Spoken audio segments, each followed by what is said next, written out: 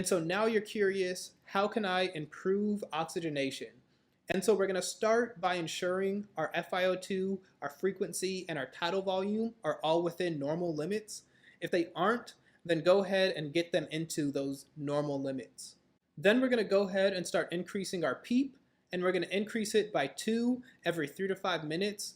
And you're going to wait 3 to 5 minutes just to allow yourself time and the patient's time to adjust to those settings and see if any changes are going to be needed later.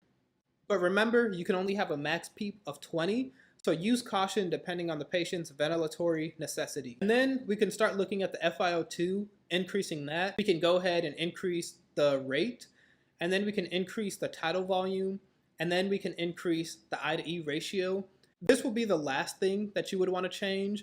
Use caution, as it will improve oxygenation, but it will decrease CO2 clearance. So again,